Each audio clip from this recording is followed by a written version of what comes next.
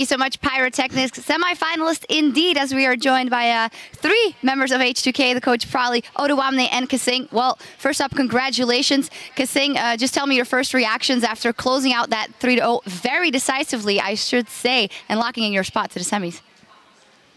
I feel excited, of course. It shows, dude. Yeah. You're always excited. I'm quite nervous being here, but I didn't expect it to go 3-0, actually. I thought it would be much closer.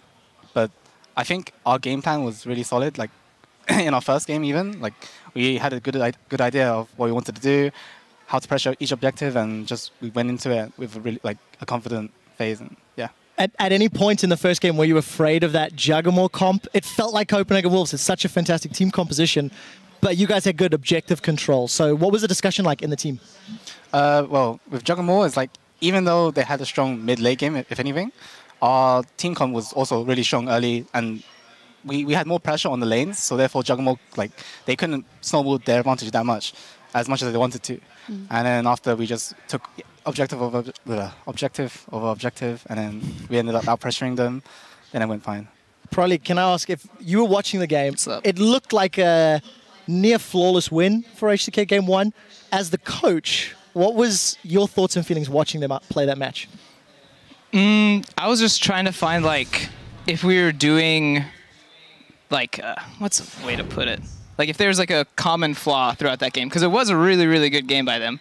But so I was, like, looking really hard to try to find, like, is there something that we're doing slightly off and it's, like, repeating itself? So after game 1, I kind of, like, brought up a couple points, and honestly, they fixed it completely game 2. Kind of had a rough laning phase, but they had fixed all the problems I talked about in game 1, so I was really happy that they kind of, like, listened and they were able to, like, put it into action the next game. Glad you mentioned it, because that game 2 was the most interesting one for us to watch as well, and probably for you guys to look back to going into the semifinals versus Fnatic later on. Just tell me generally, because the pick and ban phase, you guys adapted well, as you say, and then they get those picks early, the Hecarim, the Kalista, and they really get going, and it's the first time in 14 games that you guys are down by 20 minutes. How did that influence kind of the communication in the team and how to go forward, Oduwamne? Well, it wasn't that hard because we were all calm, because we knew that our comp had similar strengths with theirs, so we scaled just as good as them. So yeah, we fell behind in the early game. We had our off-laning phase, but then we just salvaged really good. We traded vision, we traded objectives whenever they would get something. So we just stalled until we got our power spikes, because in the second game, Kog'Maw got really behind. So we had to stall as much as possible to allow him to farm. So we just give up top lane farm, bot lane farm, mid lane farm, everything. So Kog'Maw could get back in the game and be relevant, because their Kalista was pretty fed and the teamfights were going pretty bad. So we just waited for that time, and then we were confident to start forcing stuff around the map. So it sounds like you had a game plan. No nonsense now. Did H2K win game 2, or did Copenhagen Wolves lose game 2, and why? I think we won the second game because we just knew what to do at all the times. Yeah, they did slight mistakes. They got flanked quite sometimes, but we just played it really good. Sing, same question. They lost? But what makes you say that? What makes you say? Because, like, you got to admit, you guys were so far behind. We were sitting going, we've got a series on, and then all of a sudden you claw back out. What was it that makes you think that? Well, basically, from my perspective, I felt like they baited Nash way too much when they could have easily just gone top with the inhib tower down. And I thought they were initially going to do that when Rek'Sai went there by himself and then died after. But it just looked completely weird, because no one really can solo an inhib as Rek'Sai, like, just by itself. And I felt like they kind of threw it because of the fact that they didn't really force anything after, apart from baying vision and stuff. So if they just sieged as 5, then they probably would have won the game. Yeah, I kind of share the same opinion. I have to ask about your Lulu play in that particular match, because you seem to hit everything. You always save the right person. How much pressure did you feel personally about your performance and, like, being down and having, you know, so much weight on your shoulders in that comp? I just learned from Enrated. He's an amazing Lulu player. There, I'm sure he's watching and listening to that. But probably you can have your players say that, you know, they ended up winning the game. But you, as a coach watching that, did you get bigger concerns? Because it was a good span of 20, 25 minutes that it looked like you were going to lose. It very uncharacteristic, and maybe something we hadn't seen from H2K before. I didn't really worry that much, because after like 30 minutes in the game, they were behind for, you know, basically 30 minutes, and they were still making the right plays and kind of keeping in the game. So all in all, even if we lost that game, I'd still be happy with it because I knew that they had shown enough mental fortitude to win game 3 and 4. So as game 2 was ending, I was like, this doesn't really matter. Like, I'm actually seeing my team play really well, like, you know, in a bad situation. So I was like, I'll just wait for this game to be over. And then they turned it around, and I was like, good job. I feel like you could have celebrated a little more. Good job. Oduamne, you played Maokai in all 3 of your games. You're currently 8-0 on Maokai this year. Let's be frank, your NAR last week was not good. And, Whoa. and it feels like this patch should favor you. What's your take on this? You know, Maokai struggling on the NAR, if you feel you are struggling, and talking about the top lane role in the current meta. Well, the top lane meta right now is pretty good for me. I can't really say that Gnar is bad for me right now. It's just that those games were just really bad of examples of how to play the game, because we got behind with a Gnar in our comp, but the Gnar pick didn't influence the fact that we got behind. So it wasn't the Gnar pick that got us behind in those games. So I feel that Gnar is still pretty good in the meta. And That's not what Reddit says. And that's the only reason we won. They said if we don't pick Gnar, we can win playoffs. So we're listening to the real coaches, the Reddit coaches. There you go. yeah, Yeah. MVP Reddit. Should always do. MVP Yeah. Reddit, yeah. And yeah, the tanks are really good right now, and I enjoy playing tanks because they have so much CC, so much presence in team fights, and they just allow me to do what I want in team fights, and I don't have to worry about my team not following me up or anything, because I can just survive how much I want. Yeah. But then, the scenario, you're going up against Fnatic with a Huni, who is a very good Hecarim player. And today, in the laning phase, it didn't go ideal versus Youngbuck in game 2. I think that's an understatement. So if you go that same pick and you end up in a lane, isn't that really a big problem for you guys going into a game like that? Well, it won't be a problem, because in game 2 I just made a slight mistake and I got punished for it, but in game 3 I just laned even, and even though I lane against the Hecarim that gets camp or gets the lead or whatever, I'm still going to be relevant, I'm still going to farm even, so they can't really shut me down if I play Maokai against Hecarim. Yeah, and the level of your TPs after that also influenced the game very heavily, so really nothing against that. Game 3, a couple of things I want to touch on. Why did you guys move away from the Jinx and the Kog'Maw pick, going for the Sivir? I actually thought that was something that would come in from game 1 starting. Yamato had something to say about the Jinx pick in your composition in game 1 as well. Why move away from it? I think... Why did we? The Vi.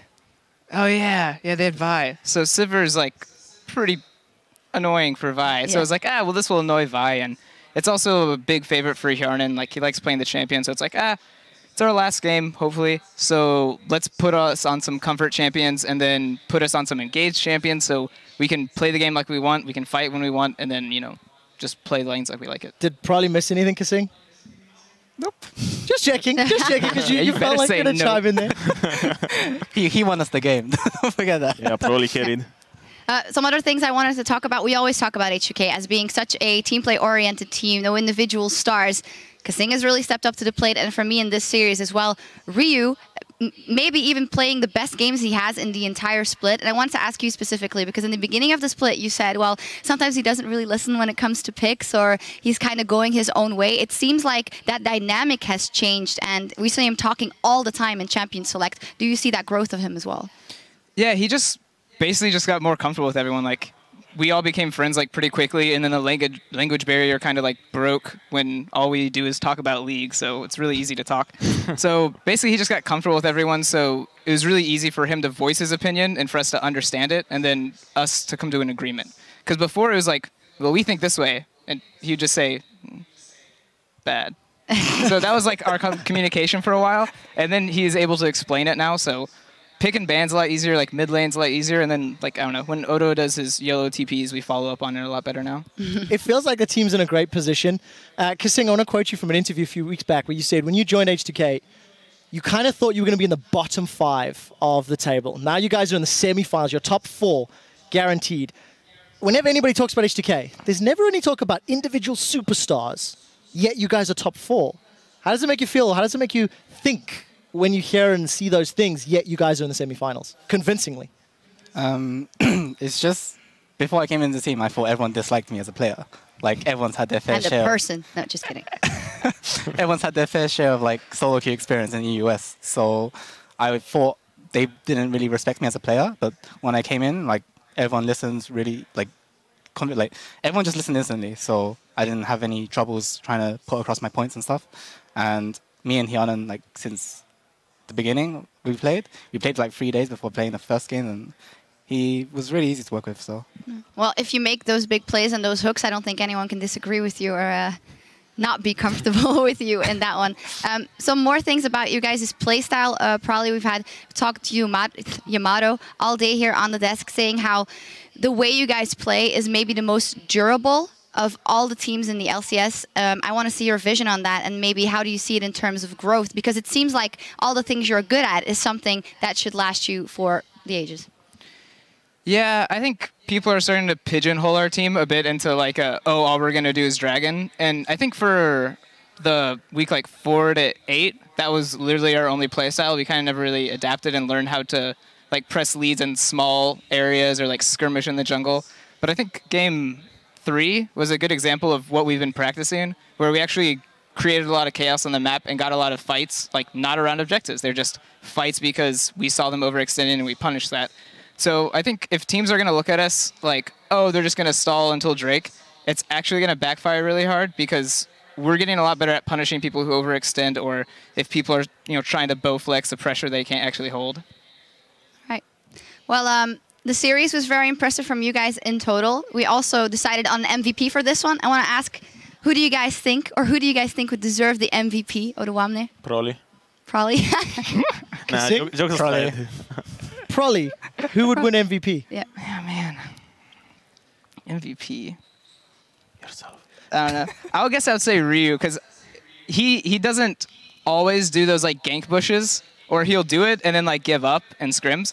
But today when I watched him camp in that red bush for like 2 minutes straight when they had Baron, I was like, yeah, you camp in that bush, baby. You sit there forever. And he eventually got a kill off of it, and we actually took a whole bunch of pressure. So that kind of play that I never talk about. I'm never like, hey guys, go in this bush. So that was something he literally just created by himself and felt was right for the game. So I was just really happy he did that. Yeah, Deficio actually agreed with Prolly. He has said that he felt Ryu was the best. We didn't necessarily agree with yourself and Deficio. Myself and Yamato were talking about this quite extensively. We actually felt the MVP of the series was in fact Kasing. Felt like your Thresh from game 1 was game-changing. You saved so many people's lives. Lulu in game 2 felt like you were in the right place at the right time. We'll admit Ryu was better in game 3, let's be frank. But I'll admit. overall, over the entire series, I definitely think it was you. What's your take when you hear we're sitting here talking about your performance and really feeling you stepped up? I don't know what to say. I don't know, it's just, I mean, I just played the champion, that's all. But I don't know, like, I don't think I deserve MVP, because I think Ryu played really well. Well, from our scrims this last week, it was actually a point I brought up, because when we played like Thresh with a mobile AD carry, we had Kasing kind of more on the front lines throwing hooks and stuff. And we were like, do you think it'd be better if you played more like Lantern Baby right there? And he's like, yeah, I should have done that there. So, and then these games, he played it completely perfect. And it was like, awesome. Like, you could actually just say this is the right way to play it and do it, instead of, a lot of people are like, we shouldn't do Baron here, but they just can't, take it off their mind. I got a question for Oruwamne to follow this one up. We've talked about Ryu, we've talked about Kasing. You're one of the H2K members that's been around since before these two guys jumped on board, before Prolly joined. What's it been like in the team, considering H2K failed to make LCS 3 consecutive times? Made it in because of an expansion tournament, lost your mid laner, had to replace your support, and now you're top 4? Like, dude, what's the last 6 months been like for you, personally? Well, the last 6 months were great since we got into LCS, and we started playing bad at first. We lost a couple of games and our playstyle was just bad overall. But then we bought in Kasing and the dynamic changed. We were all responsive to each other. We just talked a lot about everything and people were just open to each other. So it's been great. It's like so far we're doing so good. Yeah, you're doing fantastic, and a lot of LCS big plays coming out of your series, and you had one in particular you wanted to talk about. Yeah, I absolutely love the team fight that, in my opinion, got you guys back in game 2. I want you guys to watch it and listen to the shoutcasters, because obviously you've not had the chance to review the games yet.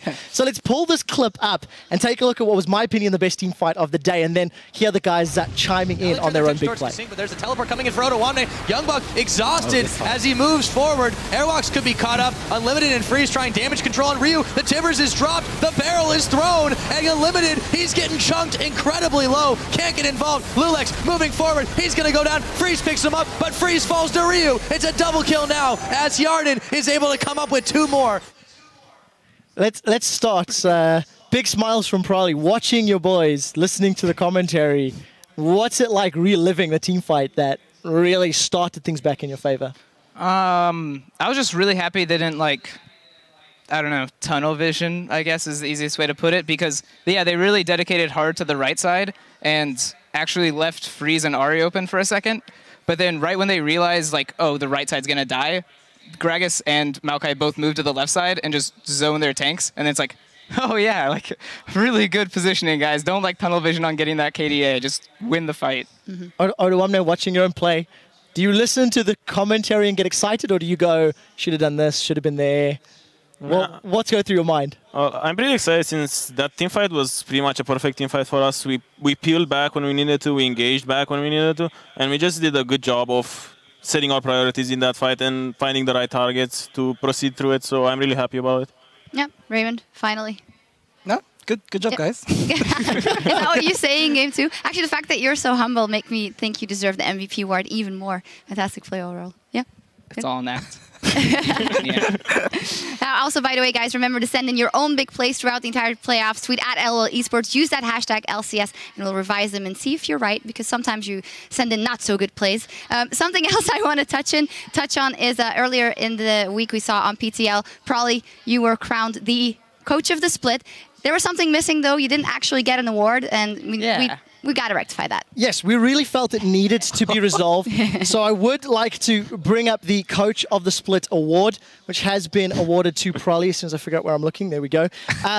And I would like to say that I did vote for you. I felt you were the #1 coach in the Spring Split.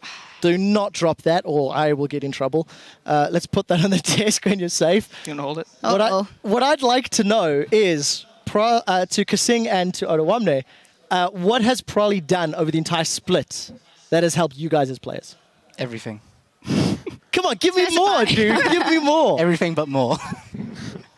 I don't know, it's just probably, it's like, you have him for pick ban, as the usual coach would do. But then he also gives really good insight out of the game. Like, not just on, you pick this because this, like, not just the basic reasoning.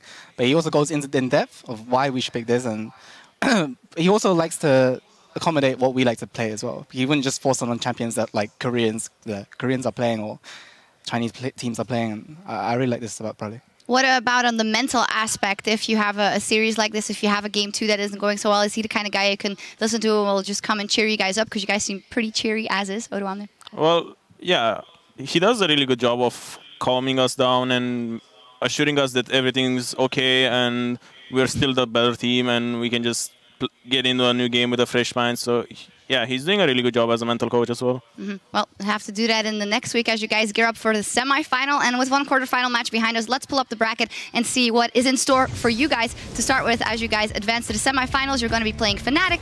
Then you will earn at least 30 championship points towards Worlds qualification. The Copenhagen Wolves will only earn 10. Of course, tomorrow we'll have Gambit Gaming versus the Unicorns of Love to play SK Gaming later on. I'd like to touch on that championship point system, as that is new in this one, as we see the games that will be going on tomorrow and in NA as well. Probably, has your mindset changed in the split? First, of course, you're a challenger team that comes in, you just want to do good. Now that you know that those champions points are there, you've banked in those first ones, does the mindset change? Are you looking towards Worlds already? I don't think really anything's changed, other than I've kind of decided that I need to work a lot harder. Like, I know in the beginning of the split, in the last 2 weeks, I had a hard time figuring out like kind of my coaching style, I guess. So once we started winning a lot, I kind of got complacent, I guess, on what I did. And normally that's compared to like a player getting complacent, like, oh, they did well, so they fall off. I felt like I kind of did that in the last 2 weeks. So after, figuring out how to coach a bit and then seeing myself fall off again, I think I'm ready to like work a lot harder and, fix all the problems I can. Oduwamne, top 4 spring split, championship points, locking them in the bag. Are you looking at Worlds, and how much room does H2K still have to grow? Well, I'm not looking at Worlds yet. We still have the playoffs right now and the next split to play. And we just look to improve at the moment. And if we get to Worlds, then yeah, fine, we go to Worlds. But at the moment, we don't really. I personally don't care if we go to Worlds or not. But we just want to get better and better. Don't care if you go to Worlds or not, Raymond? No, I want to personally go Worlds once, and then after I'm done with the game. Once, win it, and then it's over. Yeah. All right, you guys have played your quarterfinal here today. Tomorrow, Gambit Gaming versus Unicorns of Love. We're going to take a sneak preview at tomorrow's matchup and hear from Leviathan, who says that he's got the Unicorns of Love all figured out. One of the things about Unicorns Love is that they have limited win conditions. Going over all of their replays, it seems like they win their games in primarily the same way. So going into the match, we just have to make sure that we keep our strategies strong to their win conditions. One of the biggest things we need to be ready for is be able to adapt and quickly read team compositions on the fly. So one of the things we'll probably look at is finding, just taking a look at all the weird champions they could possibly pull out, and then just having discussions as a team like, okay, if they pick this champion is strong in this area, and so it promotes them playing in a specific direction. Yeah, Leviathan actually hits the nail on the head there, and good, because he is the coach, saying that we'll really have to look at what we want to pick and what we don't want them to pick. And previewing this game with Yamato Cannon, he also said, if I was Gambit, I would be terrified going into a best-of-5 versus Unicorns of Love. Probably what are your thoughts, specifically in picks and bans versus a team like the Unicorns? I mean, I know it's kind of cliche, but I feel like for Gambit, they should just be picking what they want and let Unicorns of Love, like, you know, do whatever cheesy picks they want.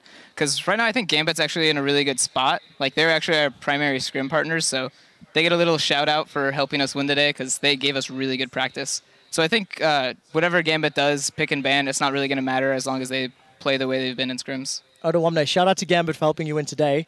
Will Gambit be giving you guys a shout out for helping them win tomorrow?